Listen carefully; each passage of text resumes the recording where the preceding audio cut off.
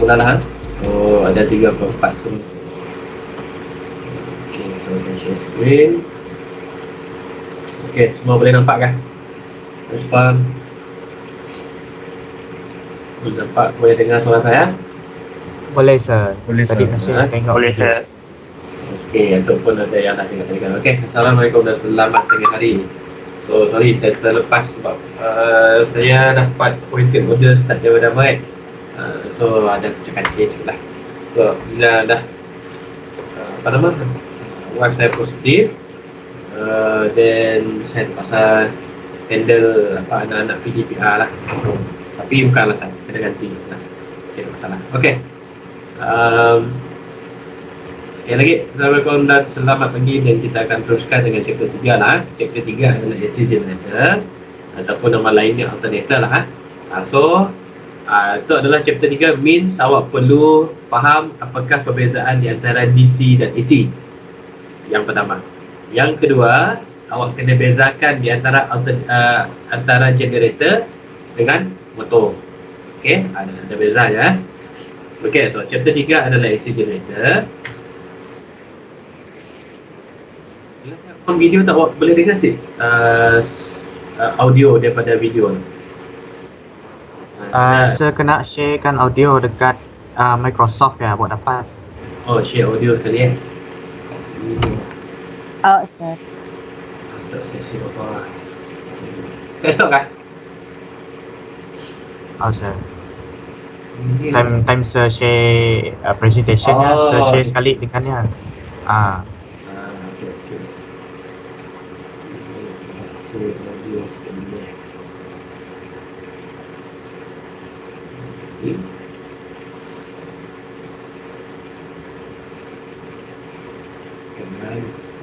Saya cek pula. Include computer sound sekali dah. Oh sir. Okey. Generate AC power at a Awak specified dapat sir, dapat dengar. Ya. Okey, jom kita tengok sama So, pada sini. Saya explain. frequency. Okey, itu adalah AC generator ataupun nama lainnya adalah alternator. Okey. Dua benda yang sama tapi nama berlainan. Benda yang sama. It is also called a synchronous generator. Electricity is produced in alternators by electromagnetic induction. To generate electricity in a coil, either the coil should rotate with respect to So, betul kita dah belajar DC generator. Alhamdulillah. Okey, kita dah belajar DC generator dan DC motor. Okey, so kedua-duanya kita buat macam awak tengok yang lain kuningnya adalah flux. Lain kuningnya adalah flux. Okey, yang copper yang kita put alternator. Yang kita belajar. Okey, yang kita belajar adalah coil yang rotate. Okey, kabel ataupun copper yang rotate, berpusing. Okey, contoh magnetic field. okey. Coil yang rotate. Yang kita belajar untuk DC. DC generator dan DC motor, kedua-duanya. Okey. So, apa bezanya dengan AC generator? Or a magnetic field should rotate with respect to the coil. Okey, so untuk perbezaannya dengan AC generator yang pertama lah, okey. Yang perbezaan yang pertamanya adalah AC generator yang berpusing adalah magnetic field. Medan magnetik yang berpusing. Okey. Soalnya pun coppernya stay dekat sini aja. Awak tengok yang sebelah kanan yang awak tengok. Okey. So copper ataupun armature-nya sini aja. Yang berpusing adalah yang pun medan magnetik. Okey. Yang perbezaan yang pertama lah. Okey, macam ni In the case of alternator, the latter approach is used. okey, so macam ni kita tengok sama lah. Okey, untuk yang kita Rotor and armature coils are the two main parts of an alternator. ini contoh. Okey, dalam yang rotor. Okey, rotor benda yang bergerak dekat dalam kita panggil sebagai rotor lah. Rotor produces a rotating magnetic flux, Okey, so tadi kan cerita saya kata perbezaan yang pertama tadi adalah medan magnetik yang bergerak kan. Okey, so dia bergerak disebabkan medan magnetik berada di rotor. Dekat rotornya apa hasilnya medan magnetik. So yang awak nampak north south. Okey, and then line warna kuning kan, ia adalah flux. Flux yang digunakan pakai yang copper yang berada di keliling kita punya mesin tu. Okay, that's why penggunaannya flux yang berpusing, medan magnetik yang berpusing. Okay, macam ni dia berfungsi, macam ni kita makainya gitu. Armature coils are stationary. Okay, dalam tu dipanggil sebagai armature coil lah. Okay, kan selalunya kita armature yang bergerak, armature yang berada pada rotor. Okay, tapi kali tu yang pun pole berada di rotor. Okay, disebabkan dia lah. Disebabkan dia kita punya medan magnetik berpusing. And rotating magnetic flux associated with the rotor induces electricity in the armature coils. This kind of rotor shown here is known as salient pole rotor. Yang tu jenis rotor. Rotor ada dua jenis, salient pole dengan apa CG. Kata saya tunjuk awak, dia ada dua gate. Okey. Tapi yang saya nak ceritakan tentang salient pole je lah. Okey. Fungsinya still sama. Okey, fungsi yang still sama, semua sama. Cuma yang bentuk rotornya yang berbeza. For gaining better insight of its working, let's consider a rotor with just 4 poles. Okey, itu contoh lah. Okey. Kata apabila rotor diperbuat daripada besi, bukan besi macam ni aja. Okey. So macam ni terhasilnya medan magnetik. Okey, medan magnetik terhasil once copper yang dililitkan pada besi dialihkan arus. Once kita alihkan arus, terus ada medan magnetik. Okey. So kalau selagi dia ada arus, ada current, okey, selagi dia adalah besi kosong. Okey, selagi dia besi kosong. Once kita alihkan arusnya, terus ada medan magnetik. Okey.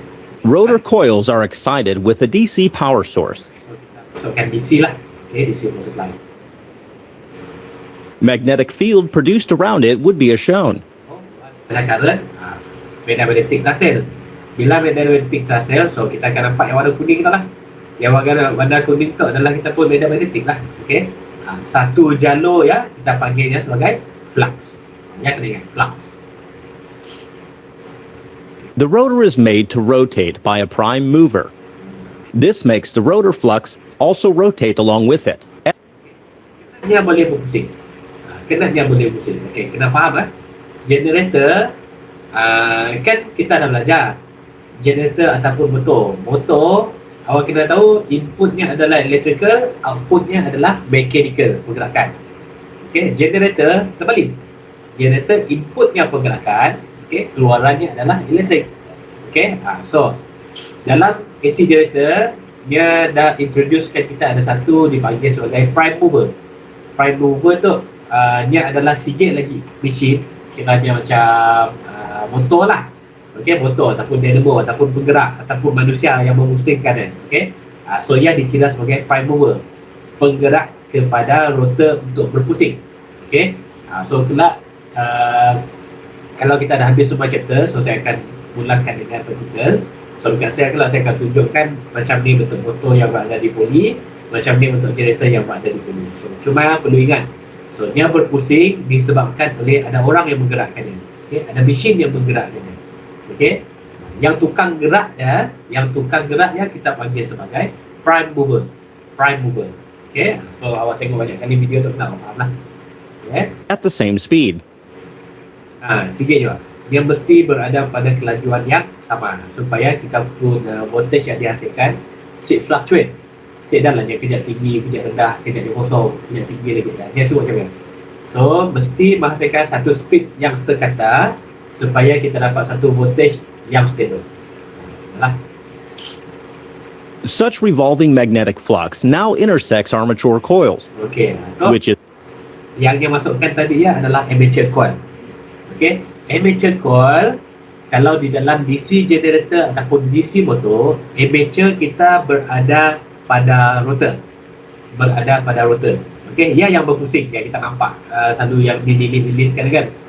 Dia semua pada rotor. Tapi untuk AC generator, kita put armature coil, kita lilitkan pada dinding. Okey, pada dia pun pada dinding kita pun mesin lah. Okey. Pada dinding mesin ni. Kalau apa di badan saya bagi tahu senang sikit.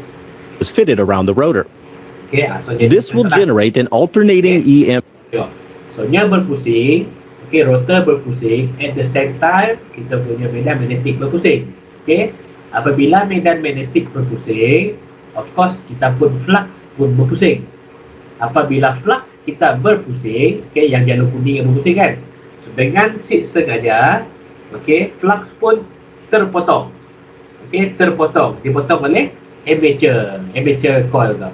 Armature coil ni apa, kira macam pisau ada di sini, kita yang menikam barang dekat pisau kan, macam ni lah. Okay, so maksudnya tadi flux yang sentiasa berpusing pada tempat pemotongan, so that's why pemotongan sentiasa berlaku. Okay, ni kalau bila awak cik faham, awak cek balik video untuk chapter 1, chapter 2, chapter 3, dan comparekan apa perbezaan sini tiganya. Okay, cuma perbezaan yang ketara, okay, kita pun medan magnetik pada rotor, armature pada stator. Tempat yang saya bergerak kita panggil stator. Kenapa? Rotor dan stator. Okay, so sekarang tu medan magnetik pada rotor, armature pada stator. Okay, stator tu adalah statik satu tempat.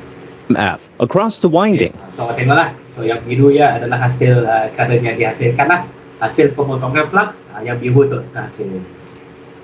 Here is a slowed down version of rotor-stator interaction. For this 4-pole system, when the rotor turns half revolution, induced EMF takes one complete cycle. Yang tadi yang hasilkan full cycle of AC AC power supply. Okay. It can be easily established that frequency of induced EMF, rotor speed, and number of poles are connected through following relationship. Okay. So yang tu adalah kita pun formula untuk frequency. Okay, selalunya chapter 3 tu saya banyak elak calculation lah. Okay, simple je calculation dia pun. Okay, paling yang selanjutnya tentang frequency lah. So kena hafal lah. F equals to Pn over 120. Okay. Dalam besar, rotation per minute, RPM. It is clear that frequency of electricity produced is synchronized with mechanical rotational speed. For producing 3-phase AC current, 2 more such armature coils, which are in 120-degree phase difference with the first, is put into the stator winding. Cuba terangkan. Okay. So kita chapter 3 yang nak menerangkan tentang AC power supply yang boleh menghasilkan 3 fasa, 3 phase. Okay, 3 phase power supply. So kita assume yang keluar adalah red, yellow, blue punya phase lah. Okay, so macam ni kita nak menghasilkan 3 fasa sekali. So kita perlu susun kita punya armature, keluarannya armature ya. Okay, so sekali lagi, macam ni kita nak menghasilkan red, yellow, blue. Caranya dengan memasang kita punya armature coil. Okay, jaraknya perbezaan sebanyak 120 darjah di antara masing-masing. Okay, dekat sini 120. Okay, contohnya kita ada bulatan. Okay, bulatan circle bulatan. So darjah untuk satu bulatan adalah 360. Okay, so disebabkan kita nak menghasilkan 3 pasang red, yellow, blue, so kita kena bahagikan sama rata lah jarak di antara puncang-puncang sikit lah. Okay, so maksudnya red dulu jarak 120, kita pasang blue, jarak lagi 120, kita pasang red, yellow, yellow lagi. So yalah contohnya. Okay, so kita mesti pasang secara jaraknya sebanyak 120 darjah. So kita dapat menghasilkan 3 fasa power yang berbeza. Okay, red, yellow, blue. So that's why kita dapat menghasilkan 3-phase power supply. Okay. Generally, one end of these 3 coils are star connected, and 3-phase electricity is drawn from the other ends. Okay, so dia star connected lah. Okay, so contoh hasil. Okay, so kau tengok dalam gambar tu kan, dalam video tu tengok ada 3 tempat je. Satu yang atas, satu yang kanan, yang kedua, 3 bawah. Yang warna biru color dia. So dia adalah tempat kita punya power yang dihasilkan. Okay, awak tengok keadaan simbolnya pun, arrow pun berbeza. Yang tu menuju ke sebelah kiri, untuk menuju ke sebelah kanan, untuk menuju ke sebelah tengah. Sebab apa dia berbeza? Sebab fasa yang berbeza. Okey, cuba fahamkan. Awak tengok video, kalau awak tak faham apa yang saya cuba ikan, tengok lagi video. Ada saya bagi link tadi tu.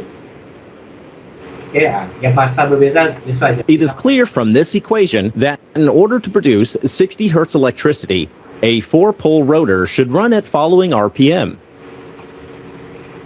Such Cuba dah macam ni sebab kita nak guna pakai, kan Malaysia guna pakai 60 Hz kita punya power supply. Okay, so macam ni nak menghasilkan 60 Hz power supply, berapakah kelajuan yang sepatutnya? Untuk just cuba beritahu lah. So dia formula dan 60 equals to 4n over 120. Okay, so dapatkan nilai X, N adalah 1800. huge RPM will induce a tremendous centrifugal force on poles of the rotor, and it may fail mechanically over time.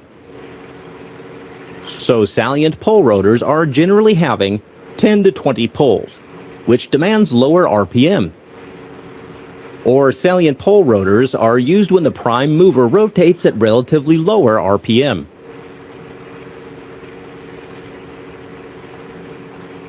Okay, Pole cuba at relatively okay, so saya cuba terangkan kat seterusnya ya.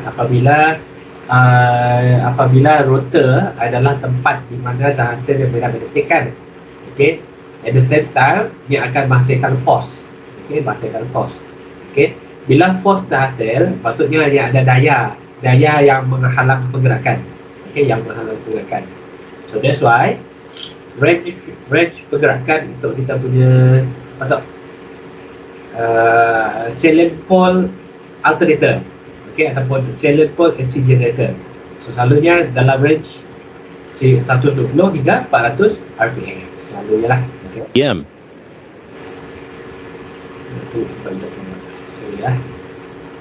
Pole core is used to effectively transfer magnetic flux, and they are made with fairly thick steel lamina. Such insulated lamina reduces energy loss due to eddy current formation.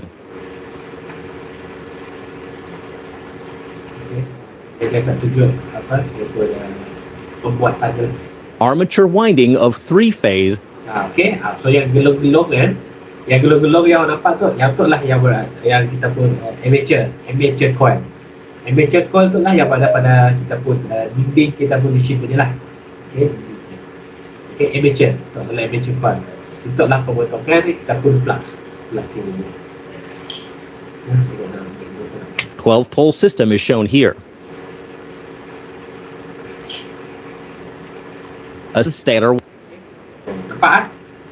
Okay, so dia tu tengok flux yang terhasil. Okay, flux.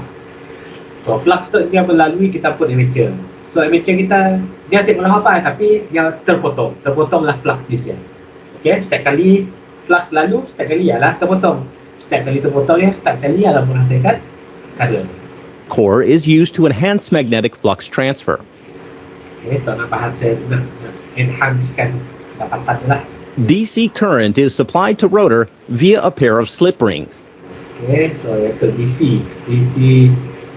generator dia macam tu dalam AC generator dia ada DC generator. DC generator kecil je lah yang hitam yang rapat tu kan, yang tu adalah DC generator. Apa tujuannya? Tujuannya adalah untuk memberi current kepada coil dekat rotor. Okay, coil dekat rotor. Okay, so dalam awak dari chapter 1 saya pun dah terangkan dia ada self excitation dengan external excitation. Okay, dia terujar dengan sendiri ataupun dia perlukan orang luar untuk bagi dia excite. Okay, so dia macam tu. Yang tu adalah jenis yang self excitation. Maksudnya dia boleh menghasilkan powernya sendiri tanpa bantuan orang lain. Okay, so ada lagi sikit jenis external excitation. Okay, awak pusing macam ni sekalipun dia still menghasilkan power supply. Dia still menghasilkan power. Okay, so dia memerlukan bateri daripada luar. Kita ambil bateri, okay, kita masukkan ke dalam mesinnya, then baru dia menghasilkan AC generator. Baru dia generate AC power supply. Okay, dia bezanya dalam kita pun bengkel lab keempat kalau silap saya. Share ada menunjukkan perbezaan di antara self excitation dengan external excitation. Okey, kena faham self excitation pusing, dia terus menghasilkan AC generator. Okey, AC generated power supply.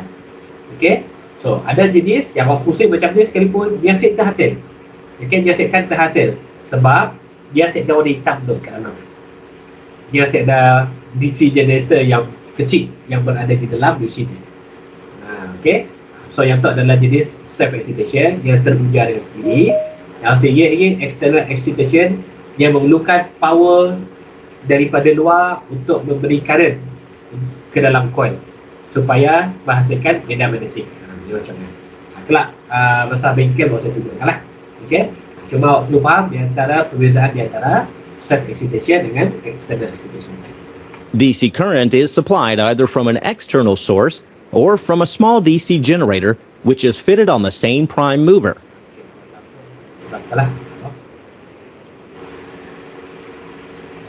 Such alternators are called self-excited.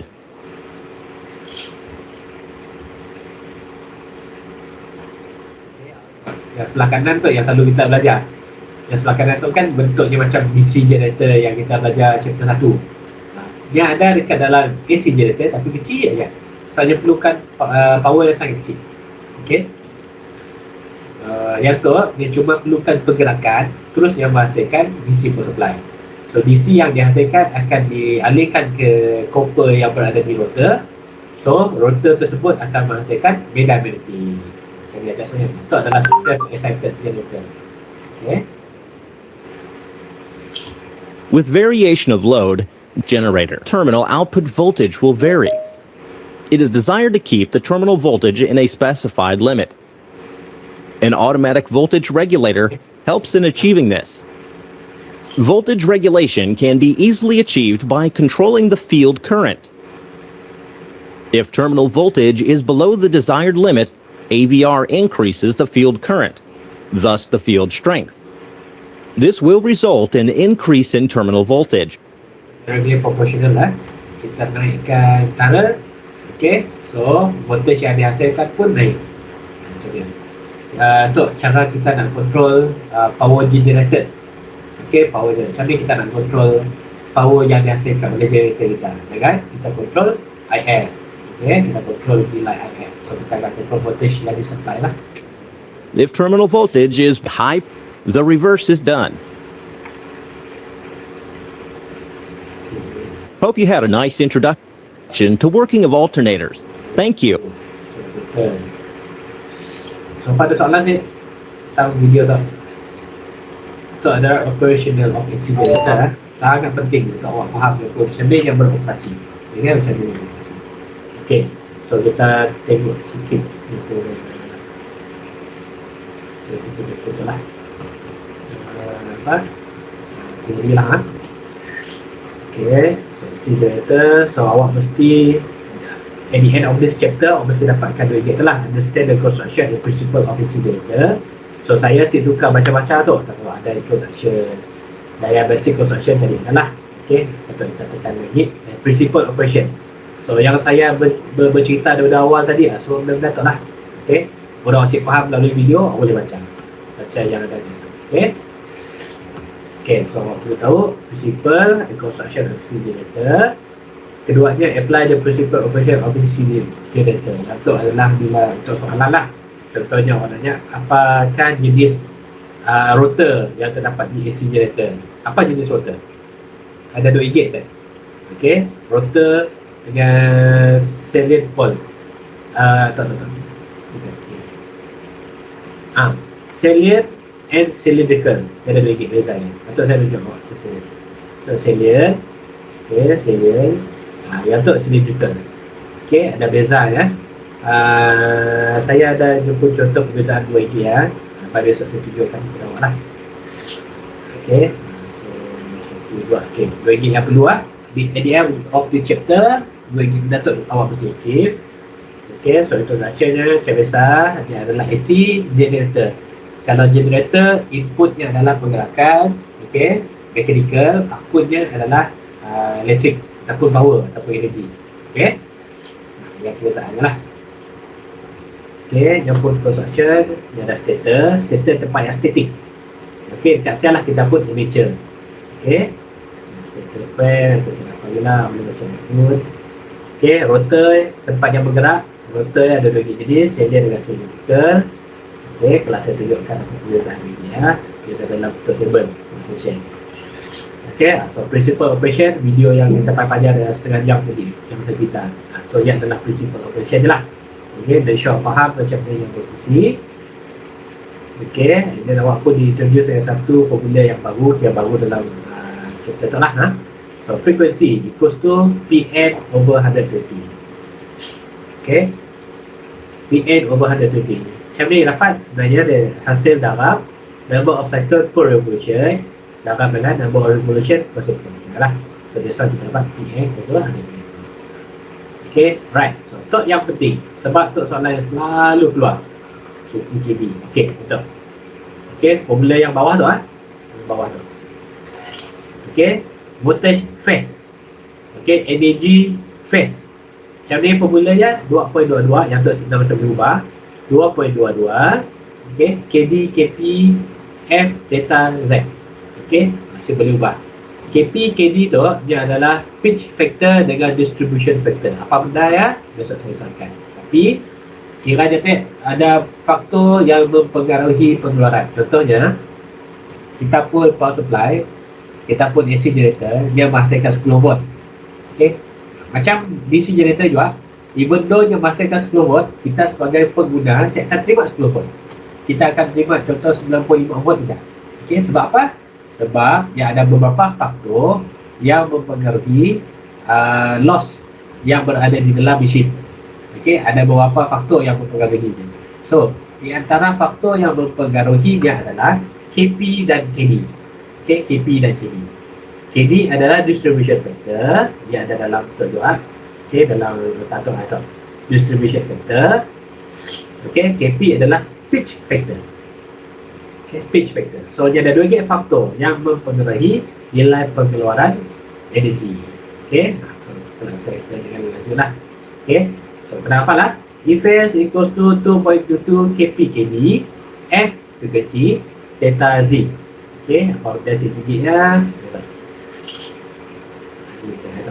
Flux per pole, kp kd, boleh kita balik lah. Okey.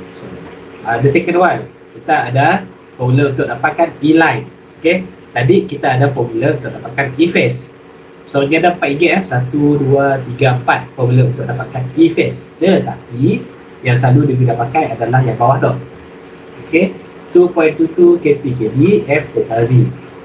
Apabila kita dah dapat nilai E-phase, kita dah dapat nilai E-phase, kita nak cari nilai E-line.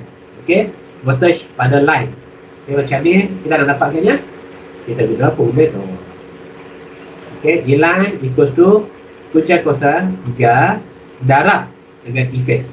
Dia bukan sekali dia bukan sekali, dia darab. Ada salah saya. Yang formula tadi bezanya dengan 2K dengan 2.22K yang pun nilai akhirnya kalau berbeza sangat ke sir? Seat jauh beza. Sebab KP dan KD nilai maksimumnya adalah 1. Bila nilai maksimumnya 1, maksudnya dia dah berlaku power drop lah, voltage drop dah berlaku. Okey, tapi bila ada je selalunya dia akan bagi nilai KP 0.9, 0.8, 0.99, betul lah. Ini ada sikit saja perbezaannya. Okey, dia memang inilah, tapi seat banyak beza. Tapi kita mesti dapatkan nilai E-phase menggunakan formula tu. Mesti kita pakai. Okey, faham sir. Sebab kadang-kadang ada soalan dia asyik bagi nilai KP dan KD. Dia terus bagi nilai F, dia terus bagi nilai flux per pole, atau theta tu dia bagi nilai Z saja. Sebab apa dia bagi nilai tanpa bagi nilai KD dan KP? Sebab nilai KP dan KD apabila seat disebut, kita assume dia adalah 1. Kita assume nilainya adalah 1. Maksudnya dia seat ada faktor, dia seat ada apa-apa pengaruh untuk menurunkan nilainya lah. Okey, sihat. Baik, besok kita try buat datang sama lah. So, maksudnya punya seat dah beri kita assume dia lah 1 sah KD. Yes, betul. Okey. Okay. Good. 9 kb. Betul. Okay, cuba sikit aja. Sikit lagi yang perlu diingatkan. Dia adalah yang sikit. Okay, betul. So, KP KD, okay, KP darab KD dia sebenarnya sama dengan KW. Apa KW? KW adalah winding factor. Winding factor. Dia contoh kadang-kadang soalan dia akan bagi nilai KP dan KD. Okay, KP dan KD dia akan nilai KD 0.9, KP 0.95 contohnya lah. Okay, so kita boleh masukkan. Kadang-kadang dia bagi nilai winding factor terus. Winding factor terus. So bila winding factor means kita pun formula sekarang adalah 2.22 darab dengan KW aja. Darab dengan KW, darab F, darab theta, darab Z. Faham kan? Sebab formula tu tadi. Ini kan. Tu. KW sama dengan KP dan KD. KP darab KD sama dengan KW. Bila soalan dah keluarkan nilai KW, si payah lagi lah masukkan nilai KP dan KD je lah. Guna je lah nilai KW. Sebab setelah kita mula latihan. Okay, so just saya nak letakkan bila KP darab dengan KD dia adalah KW. Apa yang KW? KW yang adalah winding factor. So dia berkaitan tentang kenapa winding yang berada di dalam machine kita lah. Kan kita banyak winding dekat stator, winding dekat rotor. Okay, so semuanya dia ada factor je sendiri.